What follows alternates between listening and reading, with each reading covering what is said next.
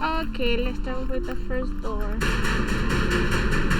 Lucia Salinas is hoping to make a bit of political history here in the early October heat of Maricopa County, Arizona. We are from Case Action, and we just want to talk to you about these elections coming up. Along with a friend, she's aiming for what not so long ago might have seemed all but impossible in Arizona, putting a Democrat in the White House. You have to vote, right? And right now we are supporting Joe Biden. Right? This is a state that's voted Democrat for president just once since 1948.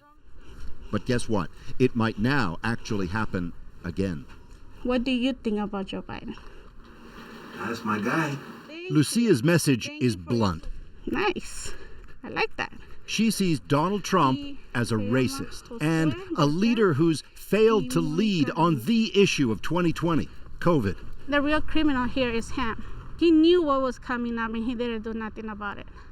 So that's why I want him out of office. If we let Trump win, everything's gonna go down. So I cannot let that happen.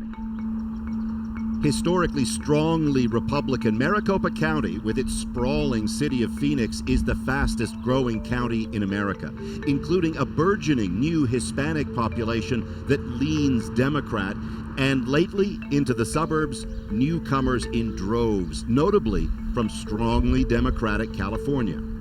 Arizona's people and politics are changing. But it underlines the divide. Also, in those fabled suburbs, that other group Democrats covet, middle-class white Americans, now with more evidence of what you might call the Trump effect. What do you think this country's in for if Donald Trump gets reelected? More division, more violence, more riots.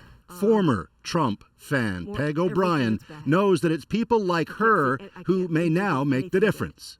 Who did you vote for in 2016? In 2016, I voted for Donald Trump. Who are you going to vote for in 2020? Joe Biden. Her advice to others who voted for Trump 4 years ago?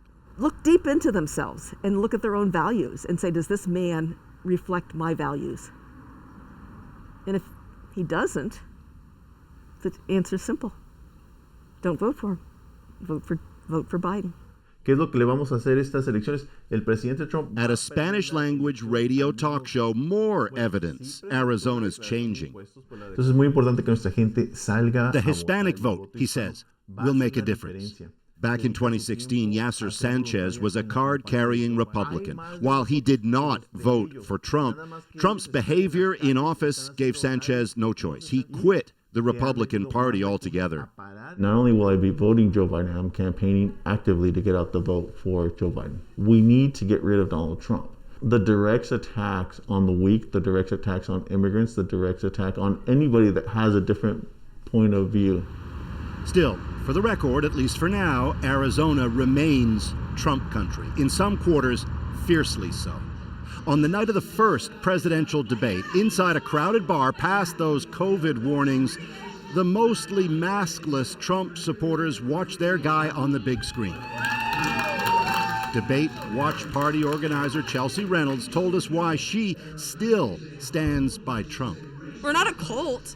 We just respect him. He makes me proud to live here. And I did not think it was possible to love my country more than I do, but he literally makes me proud. I mean, I see pictures of him or I see funny things he says and I'm like, he's a real person and he makes me want to fight every day for him. Hi, welcome to Sylvia's. How are you today? That view is echoed the next day at a small eatery not far away, with a Mexican-American owner underlining that not all Hispanics oppose Trump. Do you want cheese, hon? Sylvia Menchaca loves the guy. She believes, flat out, he's good for small businesses like hers. He wants us to have jobs. He wants to make us wealthy again. He's the man of the hour. He's the man this country needs right now. Did you want a receipt?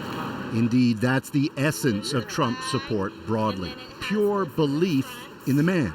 At this pop-up shop in the far reaches of Phoenix, Trump merch flies off the shelves. Trump voters proudly showing off their gear.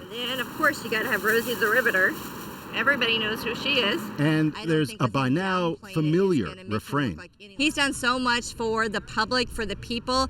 He is not racist. He's turned the economy around. He's turned the recession around. Truth is, you don't see many of these kinds of places for Joe Biden. But you do see newly emboldened Democrats all over the place. Here, more volunteers working to get the vote out.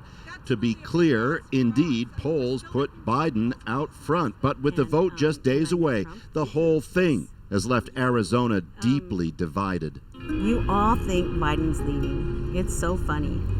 You have no idea how many there are that are for Trump. Watch what happens in Maricopa County. Watch what happens in Arizona. Arizona is going for Joe Biden. To me, that would be the perfect ending of a bad dream. Dreams on both sides, in the place that just might decide everything. Paul Hunter, CBC News in Maricopa County, Arizona.